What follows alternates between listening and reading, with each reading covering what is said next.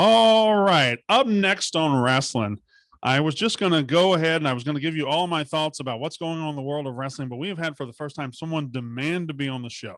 They have some news that they want to share and they want to talk about it. And it's one of the great wrestlers in the world, one of my favorite wrestlers to watch. He has the word takeover in his name. It's Johnny Takeover, for God's sakes. We're going to talk to him right now. It is from NXT, the North American champion, Johnny Gargano. Hello, Johnny. How are you? I'm great. How are you? I'm doing average. I'm feeling good. It's a nice Monday here. I know you guys, since the move to Tuesday, your schedule's pretty much changed, but the show's been on a roll lately.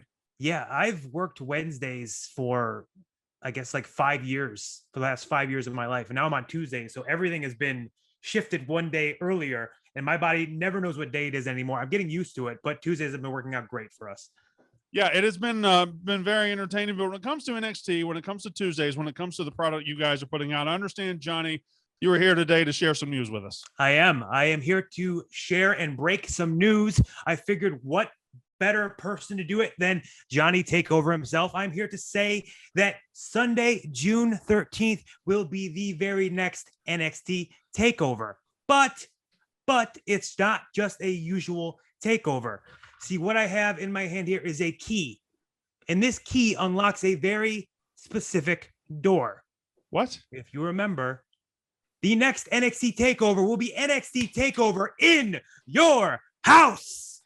But there's more. There's more. It will be hosted by Todd Pettengill, live on Peacock.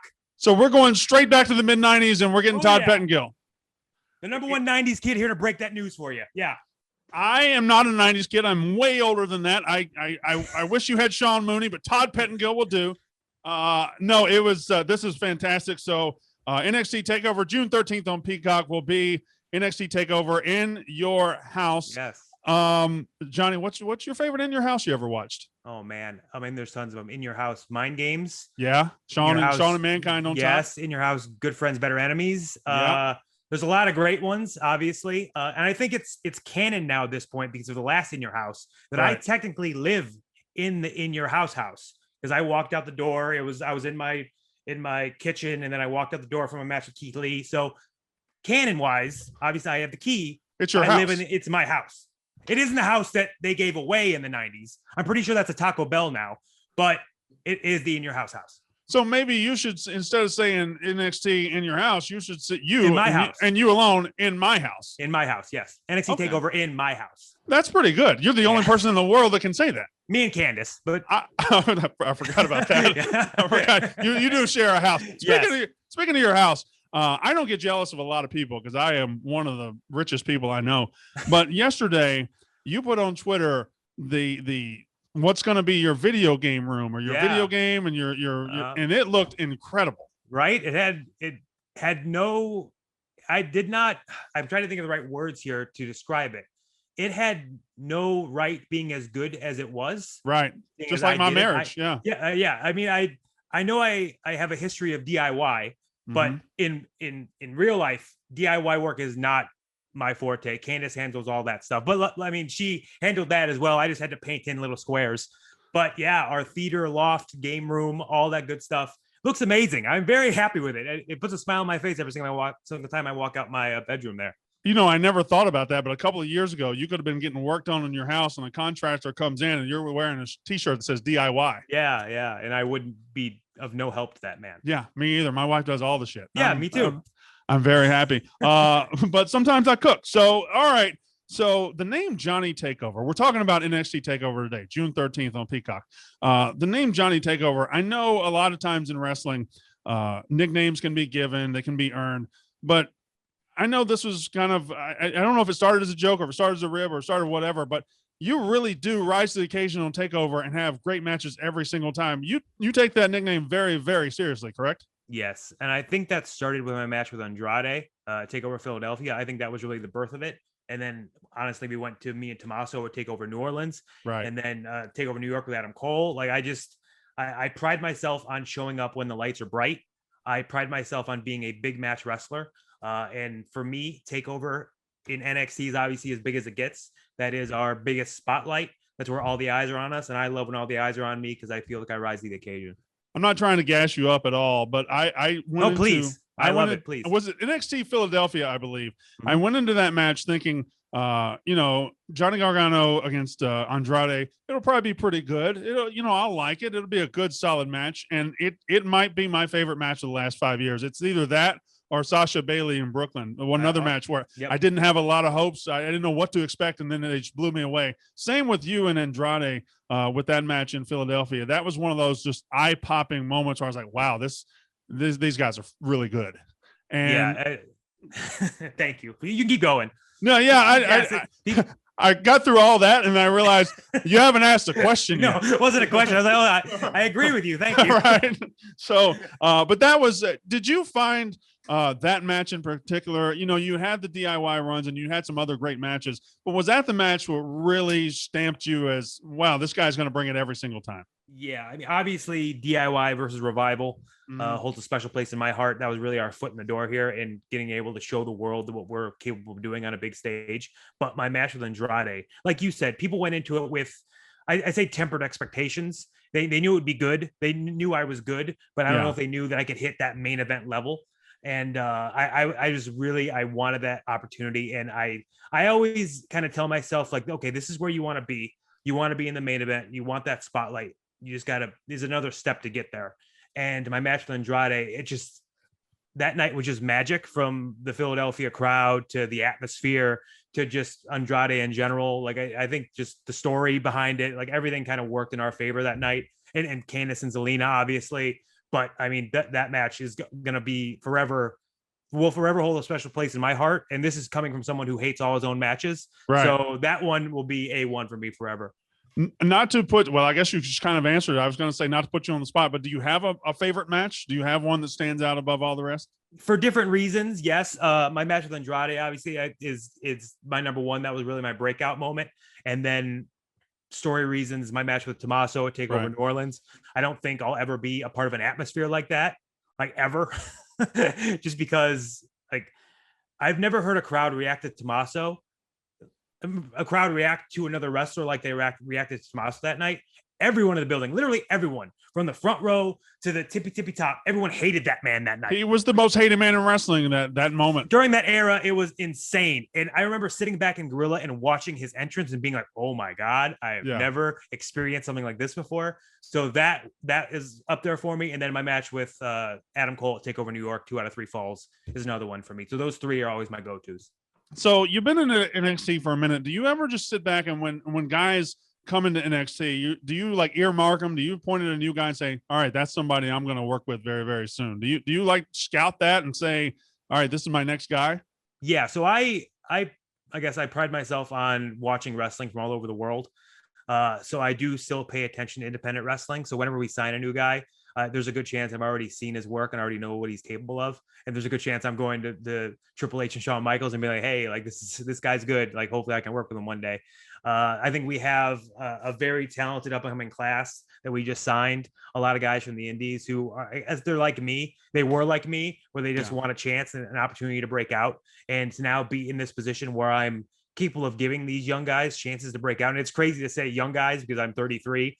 But these younger guys, chances to break out and make a name for themselves on a big stage. I think that's something I'm really looking forward to. So you're part of a core of NXT guys that have been there a while, and always, you elevate the talent around you. You're great talents yourselves, and NXT is so dependable. I've always said NXT takeovers are the most consistently dependable and bankable pieces of wrestling entertainment we get. Every single one. I think there's 34, maybe 35 now. There hasn't been a bad one yet. But now I think I've been on 22 of them. So yeah. So we talk now. We know what the next In Your House is going to be, but you guys are on Tuesday nights and the sky's the limit. Where do you see NXT going? Because I know you take a lot of personal pride in your work, but I'm sure you take a lot of professional pride in what NXT is too. Yeah, obviously. Like, I've been saying for years that NXT is a viable third brand in WWE. And I very much so mean that. You got Raw, you got SmackDown, you got NXT. And anyone who says that NXT is developmental, anyone who says that NXT is less than, you are wrong. You are wrong. Watch our show on Tuesday night, and I will look at the talent we have in that locker room. I will put our talent up against anyone. I think our locker room is loaded up and ready to rock and roll. And you watch a takeover, especially a takeover with a live crowd, like those takeovers, man, with live crowds, that atmosphere, nothing can touch it. It's so amazing. And it's something I'm very proud to be a part of.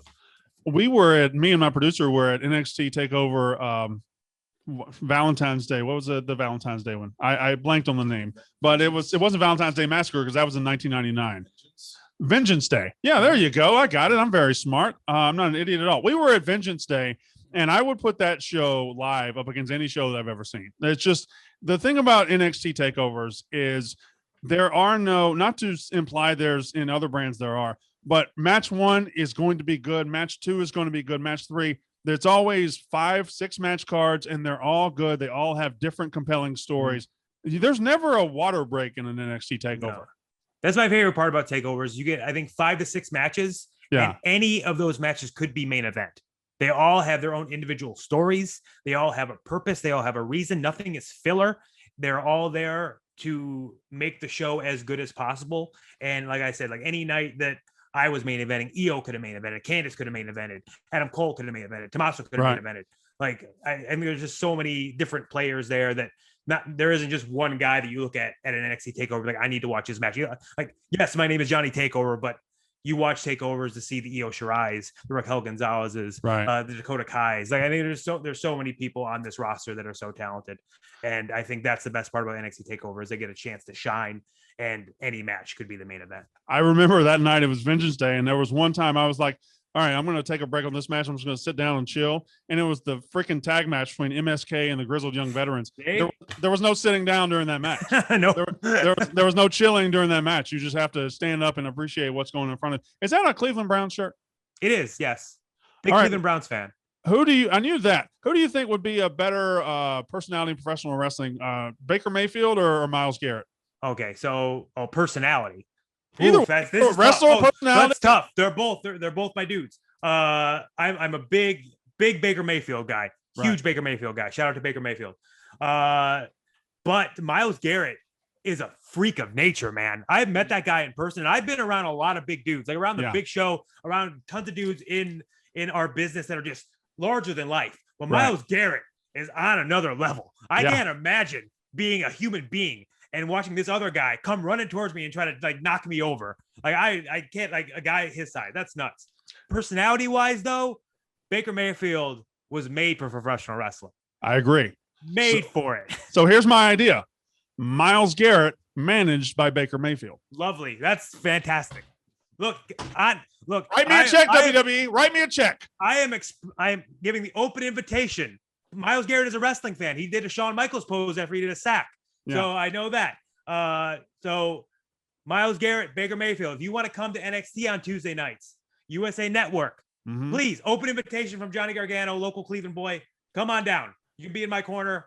It'll be great. Are you sure you have the authority to authorize that? I think I had the authority to announce there was a takeover in your house. So I guess so. You have the key in your hand, right? Sure, yeah. I should quit while I'm ahead. You mentioned the crowds and back when we had full crowds. I know Full Sail, and then you guys were going out there. How eager are you guys? I know all of you are to get back out there and perform in front of crowds. Oh man, so eager. Just having I remember like the past takeover we just had. We had like a little over 100 people, and for us, we have a little over 100 people. We were so pumped. But I come from the indies to where I used to wrestle in front of like 5 people, and I was like, this is fine. This is what we do.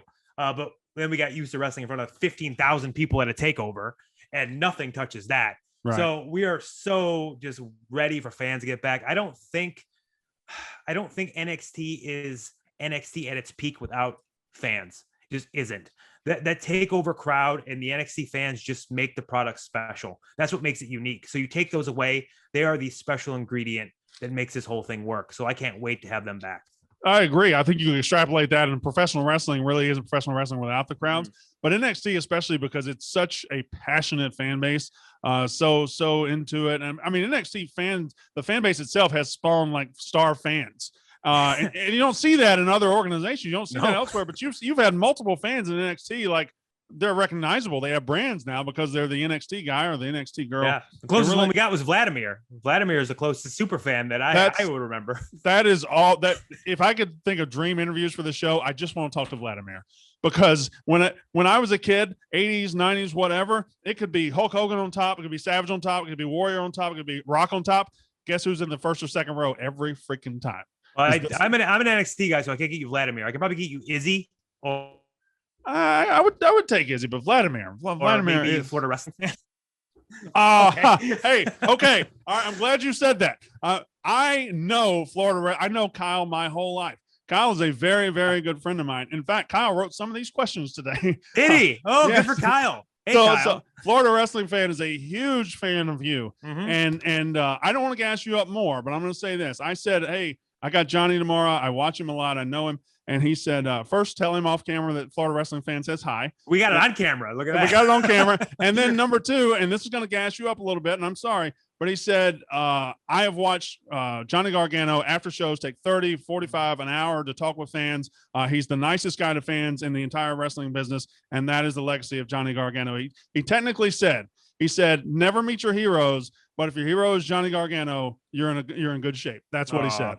Oh, well, that really means the world to me. I do pride myself on that.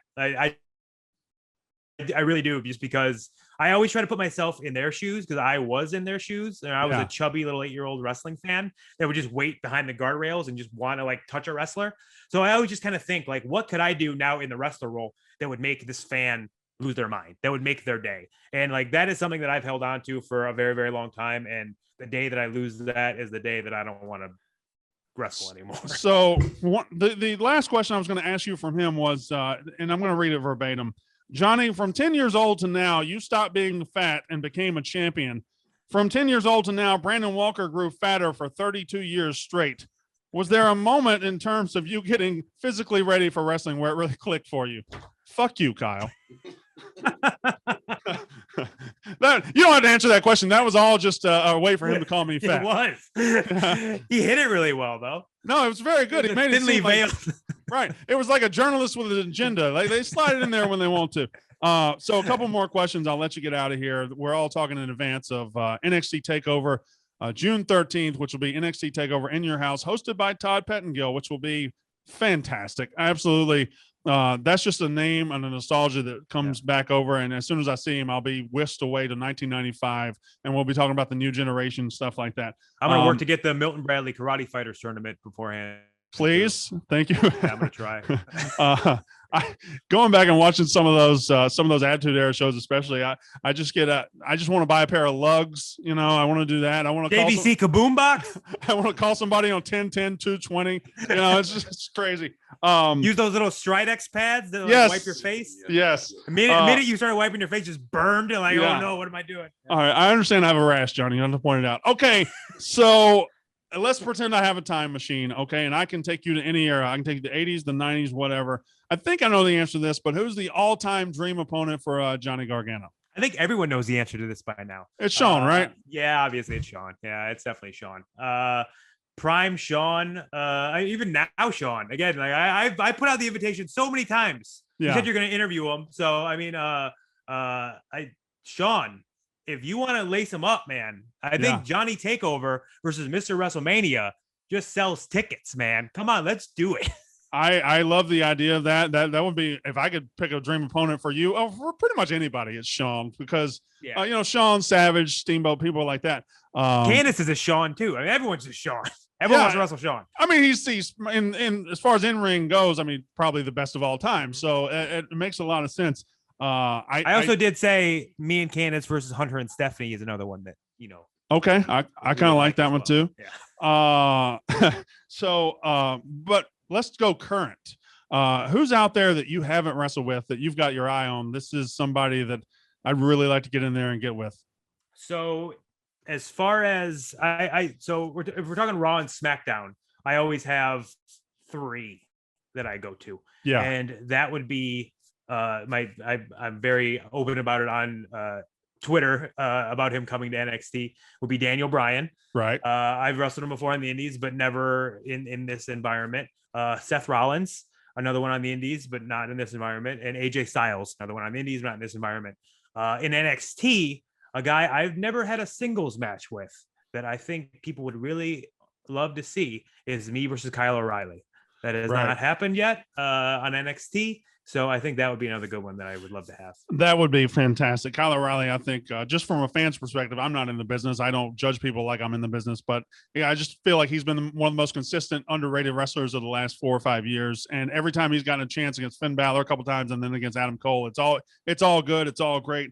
I love watching it. So right now, you're the North American champ. You are married to one half of the tag champs, but you've got the group called The Way. Where do you see this group going?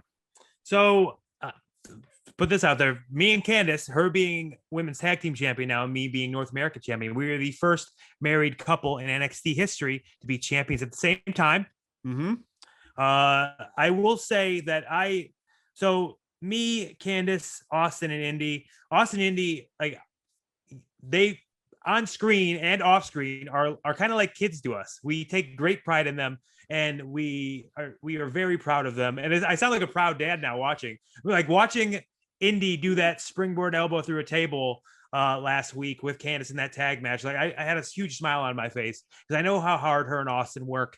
And The Way for us, we kind of looked at it as like kind of an evolution sort of vibe there. Yeah. You got Triple H, you got Ric Flair, Batista, and Orton, and you kind of made Batista and Orton just two superstars.